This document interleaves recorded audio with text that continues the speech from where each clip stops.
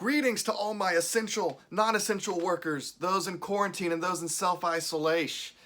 Pastor Ansel here, coming to you to talk about Leviticus 13 through 15 and purity laws here that we find. And this is coming up lately, even though we don't read this part of our Bible very much. The issues of quarantine are here. What does that mean? What does it mean to be separate from one another and perhaps even self-isolate? And what do the scriptures command? Some folks have used this to say that the church, that it would be sinful for the church to worship now corporately in person because Leviticus tells us to isolate ourselves. I'm not making that judgment in this video.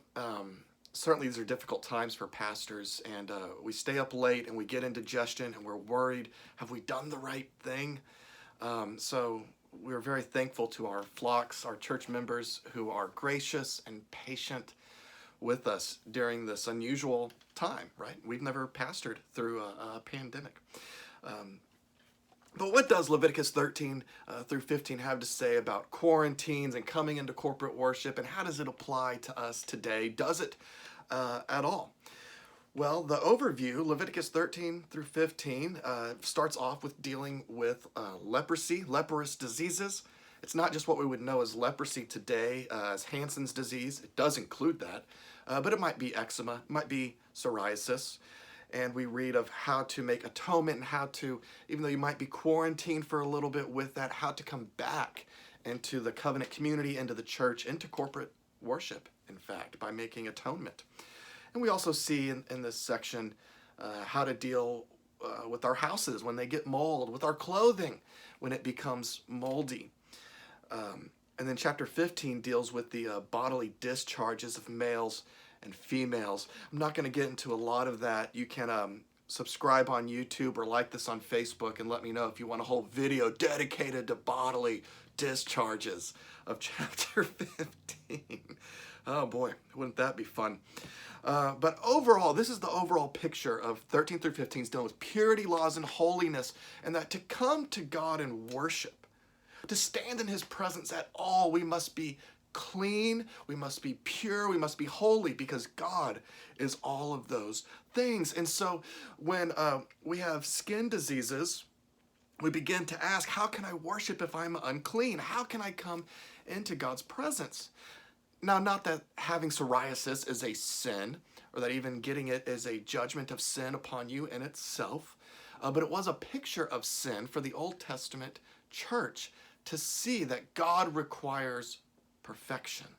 God requires cleanness and holiness. In fact, a lot like skin diseases, they may start off somewhere that is hidden and you can't see and you can hide it on your back, but sure enough, it will grow and others will begin to see it. So it must be dealt with immediately, just as our sin, even though it might be hidden, it might just be in our heart, it might just be in our mind, it must be dealt with immediately before it grows.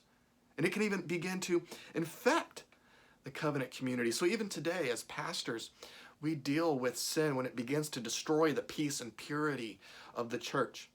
Similarly, here in Old Testament Israel, they must deal with these diseases and infections and molds and discharges before they begin to infect the purity and the peace of the church. In fact, that would be a great application here, is that following these purity laws protected the covenant community. Similar reasons to why we are self-isolating or to why we might be quarantined. It's to protect certainly our civil community, but our church community as well.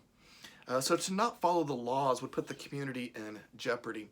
And we do this all the time, even if coronavirus isn't an issue. If we are sick with the flu, we don't come to church. If we are sick with an infectious disease, we don't want to infect others. We want to preserve the life of our neighbor. And so we find similar application there.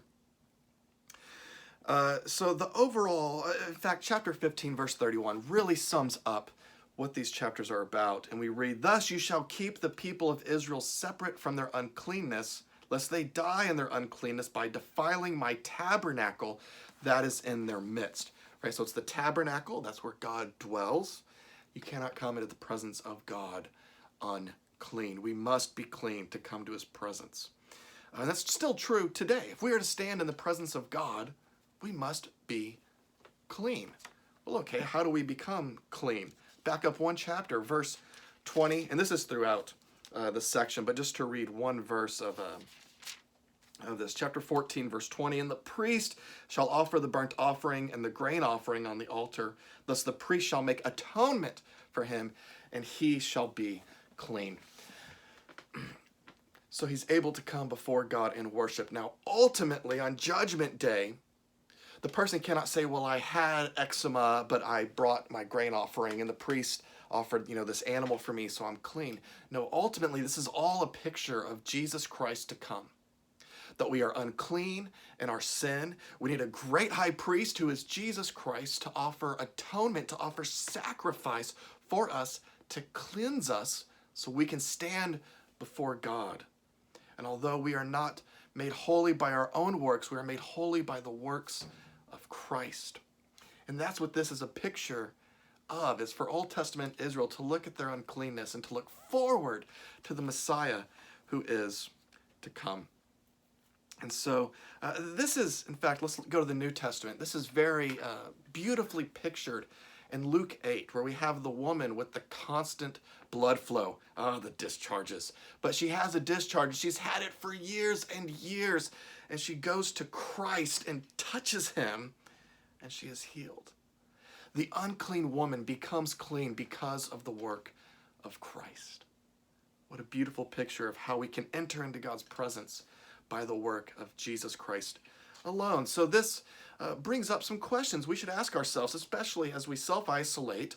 This gives us some time to self-reflect, to look at the Ten Commandments, to remember what sin is, to look at the Westminster Shorter and Larger Catechisms, and to search our hearts and to ask, am I clean or am I unclean? Can I stand before God on Judgment Day and say, I am cleansed by the blood of Christ? Or can I not say that? It's a great time to reflect and to ask ourselves if we have truly come to Christ and trust in Him alone to cleanse us, in Him alone to make us holy. Do we trust solely in His righteousness? Or do we have some uncleanness and we trust in ourselves? Good questions to ask as we consider our future.